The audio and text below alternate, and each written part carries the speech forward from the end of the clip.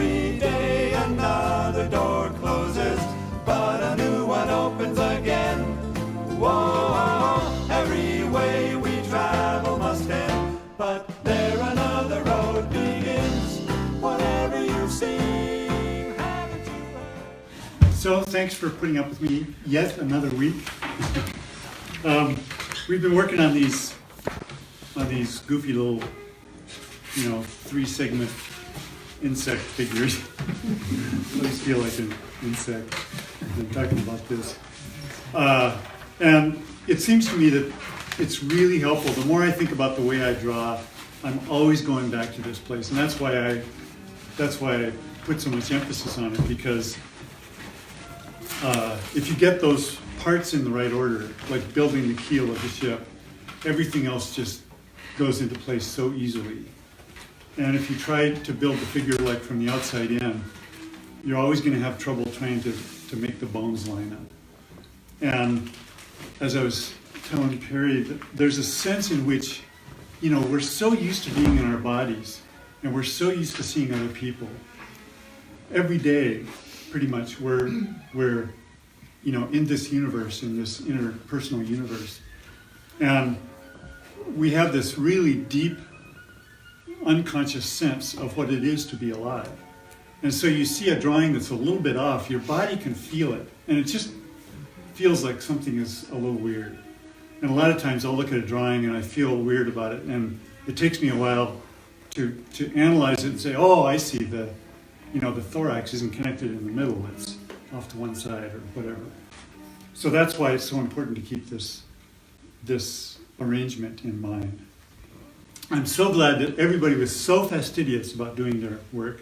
I'm sure you've been spending all of your free time drawing, right? Sitting in a cafe, drawing everywhere you go.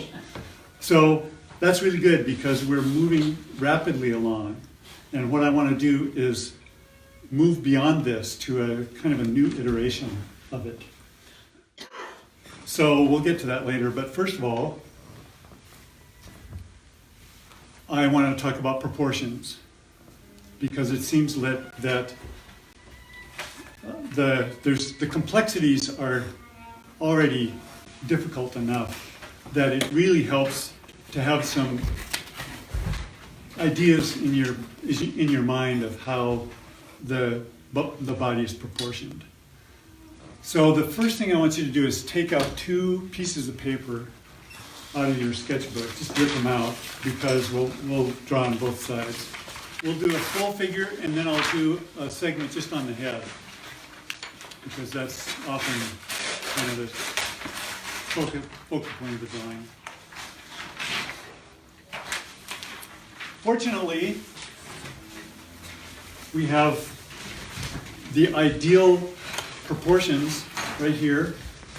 I mean, you're so lucky to be able to see this, because I happen to be the ideal proportions, except I'm a little bit too tall, and I carry this shoulder a little bit high, and my chest is a little small, and I'm missing some meat off my butt, and my feet are a little splayed, but other than that, I'm just an ideal figure.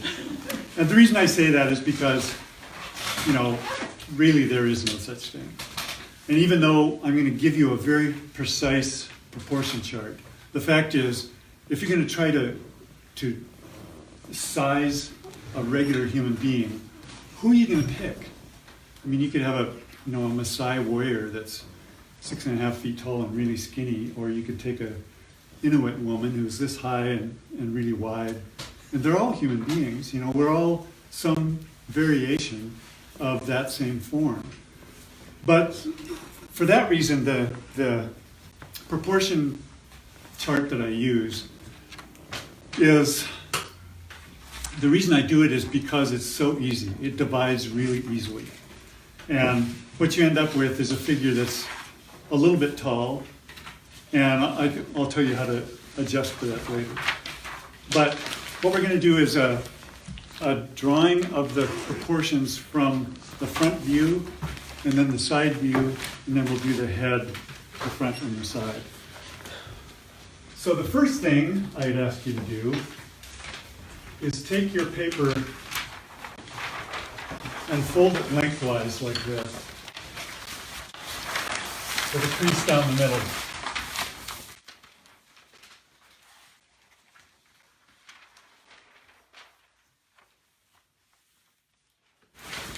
And that crease is going to be our gravity line. Then open it back up and lay it flat. And this isn't really necessary, but I like to put a mark at the top and the bottom just so I can see it with my eyes when I'm looking at the paper. Just so that you have a very definite floor and the top of the head. Right in the middle. Because of course that's where the gravity line goes. And then take that bottom mark, bring it up to the top mark, get your gravity line lined up so that it matches, and then get a crease in the middle of the paper like that.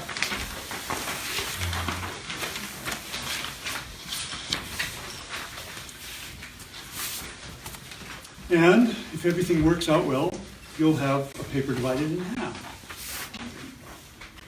Then, keeping it that way, take the bottom again, bring it up to the top, match up the crease, or the gravity line, do another crease this way. Now we're in fourths.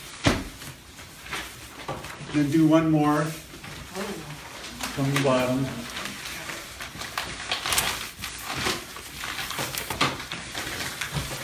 And if the gods are with us, you'll have a paper divided into 8 sections. 8 equal sections.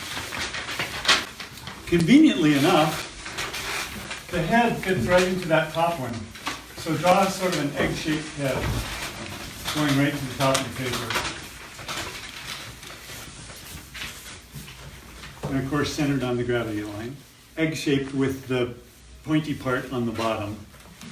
Now you tell me. Not like on the top of mine. Another imperfection. Oh, you might put that on my You'll list. notice how I already. Then count down 4 lines, 1, 2, 3, 4. Right here is the middle of your paper. So where the 4th line intersects with the gravity line, put just a little V right there, that's the crotch. Again, so convenient. Right smack in the middle. Wow. It's a miracle. Is this all the rules of the divine proportion or something? No, you're talking about the golden The proportion. golden section? There's certain charts that try to do that with the human body, and I just don't find it helpful. I think it's a little bit wishful thinking. But this is kind of wishful thinking too, because it's so even. But it's so easy to remember when, in the middle of a drawing and you're saying, oh my God, how, this arm is sticking out, how long should I make the arm? It's really great to have these numbers in your head where you can say, okay, I know how long that is. So that's why we're doing this. So take a measurement of 1.5 heads. So you can just measure it on your pencil. So there's one head. Go halfway to the next line. That's 1.5. That way. Okay. Down this way. Yeah.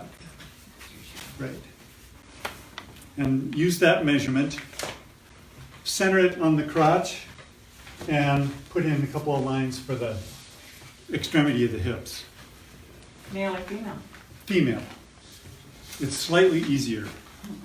And the reason I don't use a man for this is because the man's shoulders are wider and the hips are narrower, and it's just really hard to make those measurements. The cool thing with women is this is going to be the same measurement as the shoulders.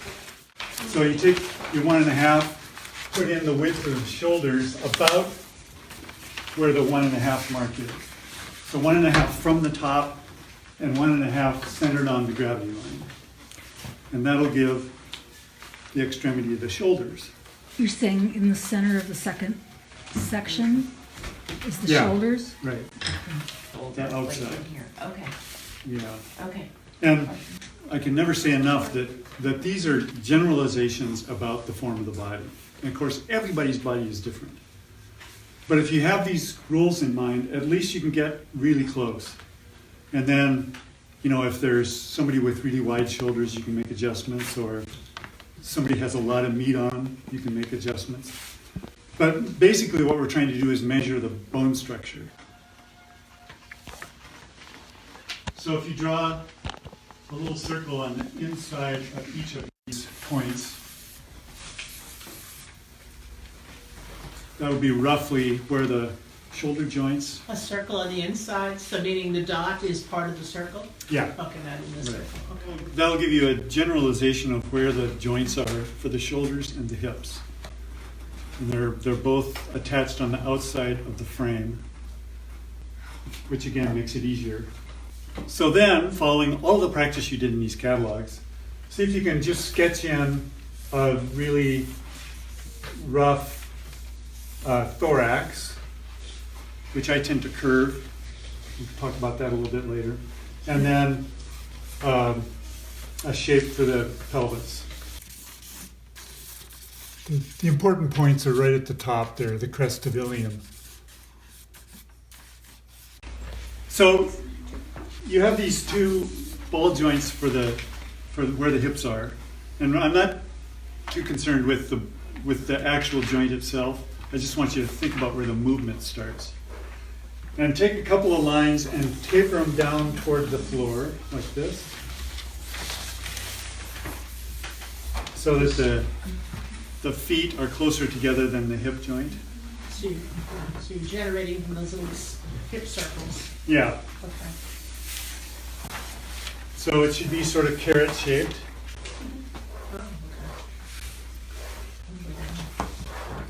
okay. And I'm sorry I'm making straight lines. I'm going to tell you later that you should never draw straight lines. But this is all theoretical. You're trying to get the idea in your head of where these parts are and how they relate to each other. So there's a way in which you're drawing straight lines in your head. And we'll correct those later. So if you go down to the second line from the bottom and put another circle there, that's about where the knees are.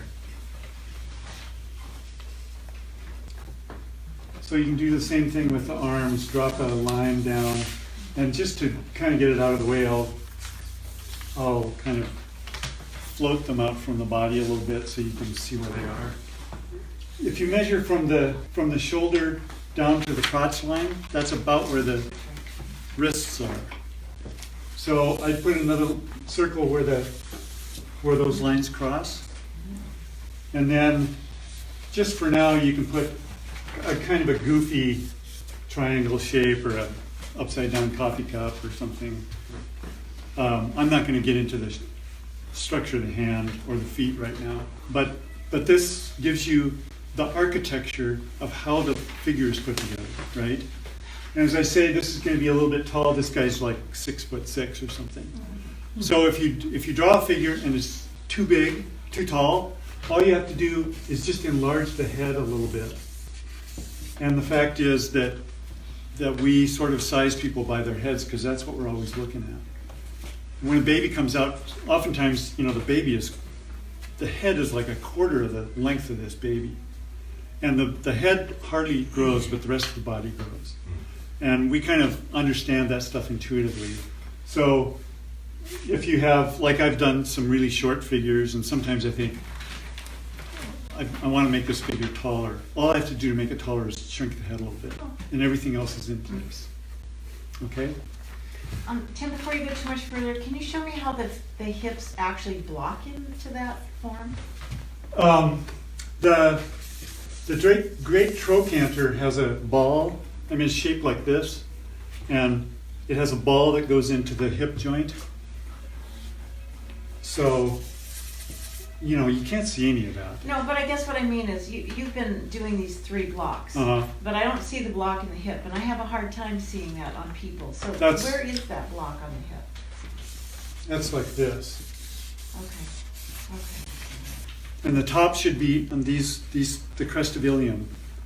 the bone that you're always banging into the dresser in the middle of the night, you know.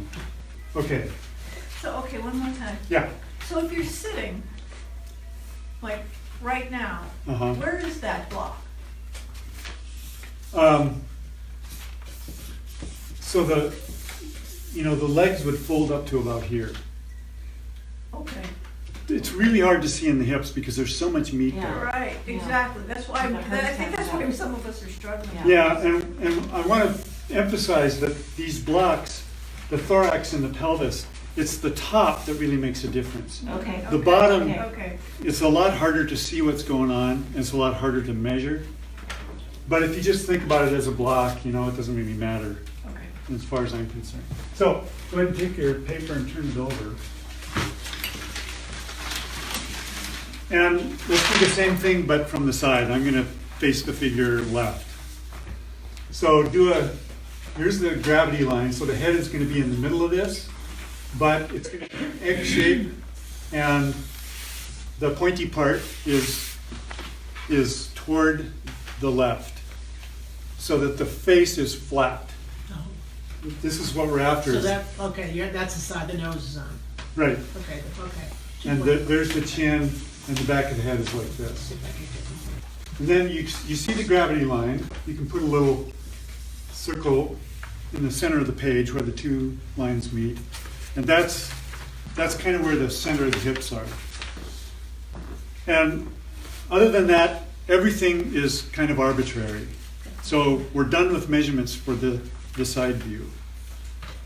You can use the same, you can figure out where the shoulders are. They're 1.5 heads down. Figure out where the knees are. They're about 2 from the bottom. Okay? But everything else is going to be a little bit wiggly. So I'm just going to describe how it's put together. And, you just have to do the best you can. The spine is an S curve, and it goes like this. It goes back, goes forward, and it comes back behind the center of the hips. Kind of like that. That's a little bit exaggerated, but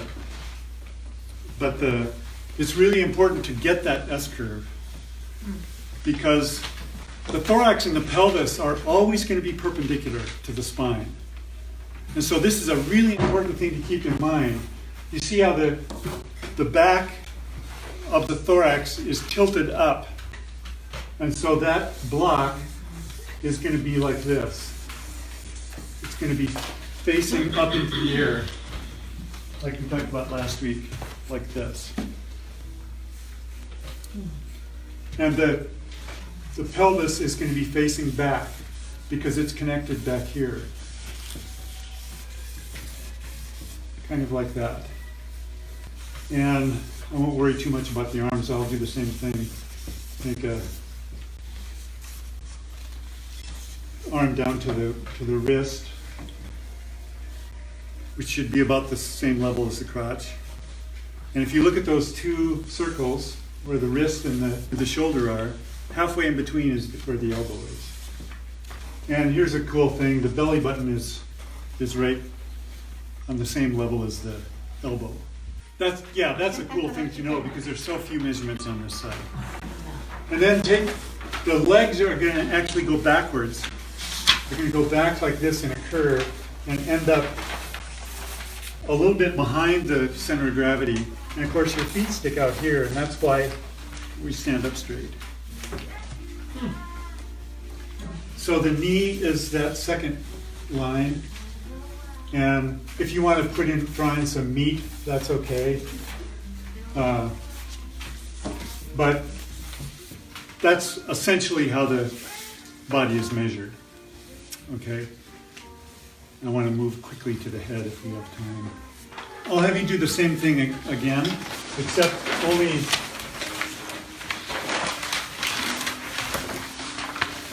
one fold. So, In the center? yeah, and then one on the side, Vertical. like this.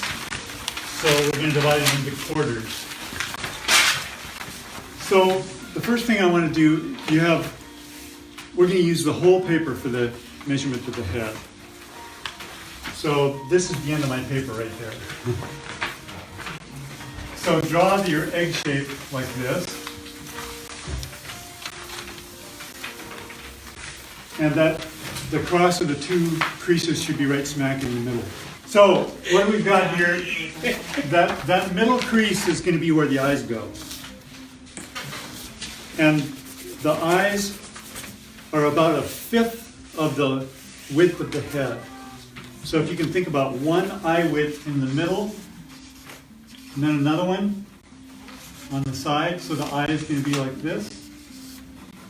So it's about an eye's space in between, and about an eye's space from the edge of the eye to the side of the head.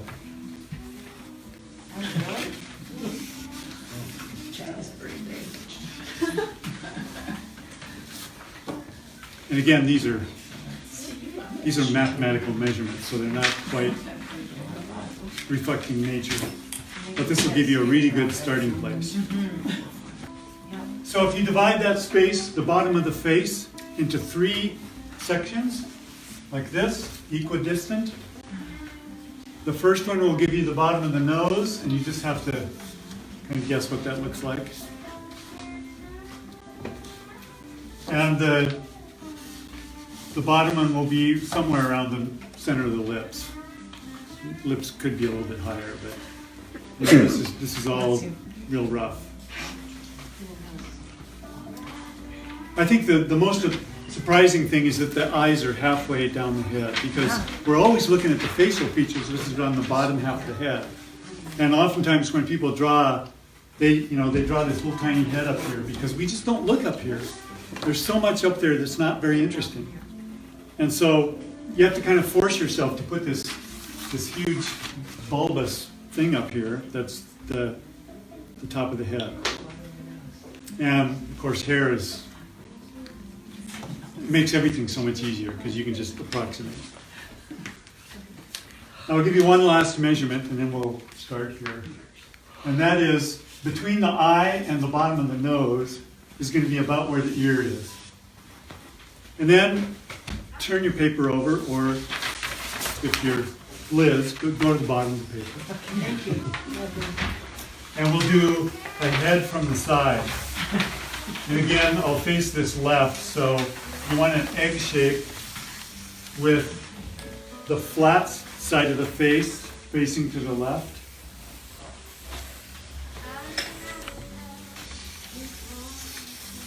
Should look something like this.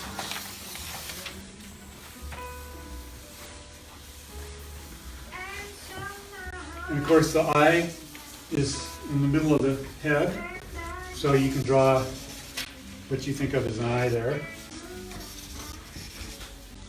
Then divide the bottom half of the face into thirds again. So 1/3 is the nose, 1/3 is about where the lips are. But I mean, But it's the both of easiest them- way to measure. Then you can sketch in those features if you like.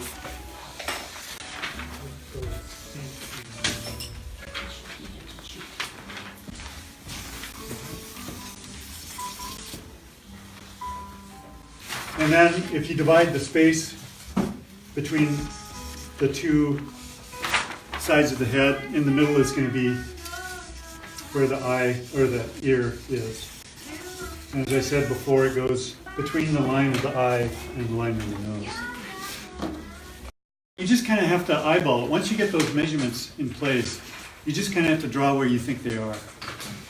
There's no real easy way to measure that stuff. So, this chart is about as easy as it's going to get for proportions. And so you just have to kind of go with that and make adjustments as you go. Whoa.